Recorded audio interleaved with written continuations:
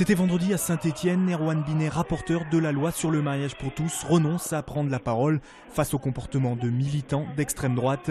Ce genre d'incident s'est multiplié ces dernières semaines. Conséquence, le député PS de l'Isère a décidé d'annuler ses prochains débats. Les opposants au mariage pour tous s'organisent pour faire en sorte que les débats n'aient pas lieu. Nous avons décidé qu'il n'était pas nécessaire de leur ouvrir cette opportunité. Donc je ne crois pas que c'est de leur faire la pub. Au contraire, j'ai plutôt l'impression de leur couper l'herbe sur le pied. Dans les rangs des jeunesses nationalistes, au contraire, on jubile. Rodés à ce genre d'opération, ils ont le sentiment d'avoir réussi leur coup. Pour nous, c'est une première victoire puisque c'est la première fois que le gouvernement fait un pas en arrière sur la loi Taubira et notamment son rapporteur officiel qui annule tous les rendez-vous prévus. Et finalement, les plus gênés dans cette histoire, ce sont les représentants de la Manif pour tous. Depuis des mois, ils insistent sur leur démarche pacifique, loin selon eux des extrêmes. Mais à l'image de ce qui s'est passé autour de la venue de Christiane Taubira à l'Opéra de Lyon, le mouvement pourrait à terme leur échapper. Aujourd'hui, ils condamnent les derniers incidents. S'il y a quelques individus isolés qui prennent des initiatives, c'est leur responsabilité, mais enfin c'est 3 fois rien à côté du nombre absolument extraordinaire de Lyonnais, Parisiens et partout en France qui ont marché, quoi. Une nouvelle manifestation nationale contre le mariage homosexuel devrait être organisée d'ici fin mai. Bouchon monstre aujourd'hui sur le périphérique Laurent-Bonnevet. La circulation a été réduite sur une seule voie pendant près de 4 heures à hauteur de Villeurbanne. La faute à un bloc de béton qui menaçait de tomber sur la chaussée. Ce matin à 11 h, sur le périphérique, un camion grue, donc qui n'avait pas sa grue totalement repliée, en passant sous la trémie Julguen, qui est à Villeurbanne, a heurté le tablier supérieur et les corniches. Ce sont des éléments d'habillage donc de l'ouvrage, et on en a cassé une. Après le déblaiement des parties fragilisées, la circulation a pu reprendre peu avant 15 h. De nouveaux travaux de sécurisation de nuit, cette fois, seront effectués dans les jours qui viennent. 4 mois de prison ferme, la sanction est tombée pour le chauffeur de car de la ligne 189 conduisant avec 1,8 g d'alcool dans le sang. L'homme de 41 ans avait percuté mercredi dernier un arbre à Saint-Martin-en-Haut. À l'intérieur du car, une trentaine de passagers dont une majorité de collégiens et de lycéens.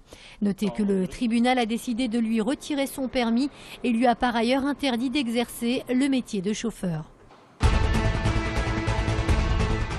Wolf Esther, Wolf Maria, Wolf... C'est une liste de noms qui semble sans fin, celle recensant les déportés juifs de France. On en dénombre près de 80 000.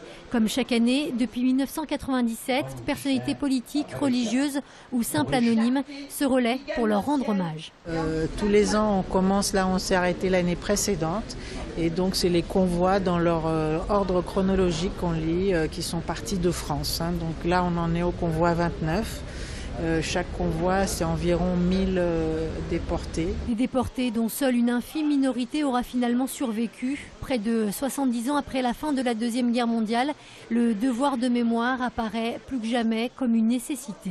Comme les derniers survivants peuvent encore témoigner, nous devons absolument rappeler ce souvenir, rappeler leur existence et rappeler dans quelles conditions ils ont été assassinés. Il y a tellement de familles qui ont disparu entièrement qu'il est de notre devoir en fait, de garder les noms, même pour ceux dont le nom de famille a complètement disparu.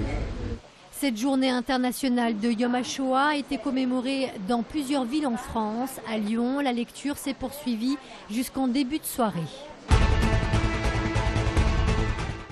L'OL n'en finit plus de sombrer. En perdant 1-0 hier en fin d'après-midi, les Lyonnais ont concédé sur la pelouse de Reims leur 3e défaite d'affilée en Ligue 1. Pour la première fois depuis la 2e journée de championnat, Lyon se retrouve éjecté du podium par le rival stéphanois. Du côté des supporters, on hésite entre colère et inquiétude.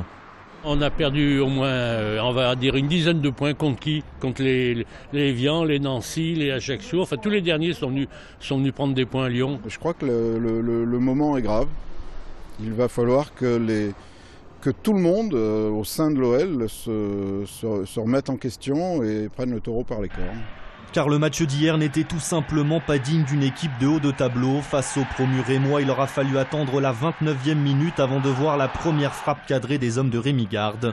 Après une phase allée encourageante, l'OL marque clairement le pas et n'a pris que 18 points sur 36 possibles en 2013. Une réaction d'orgueil est fortement attendue dimanche à domicile face à Toulouse pour éviter que la crise ne s'installe durablement dans la maison rouge et bleue. En rugby, il s'en est fallu de très peu pour que le Loup ne fasse tomber le leader Oyonnax sur sa pelouse hier après-midi. Au terme d'un match engagé et marqué par l'indiscipline, 5 cartons jaunes distribués. Les Lyonnais s'inclinent finalement 23-20.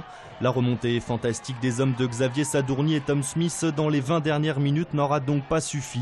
Et Lyon doit se contenter du point de bonus défensif. Les entraîneurs rhodaniens doivent surtout regretter la faillite de leur buteur puisqu'avec 16 points laissés en route, il y avait clairement la place de gagner cette rencontre. Le Loup peut donc avoir de gros regrets et se retrouve ainsi à la 6e place de Pro D2. Séance de rattrapage samedi 13 avril face à la Lanterne Rouge Massy.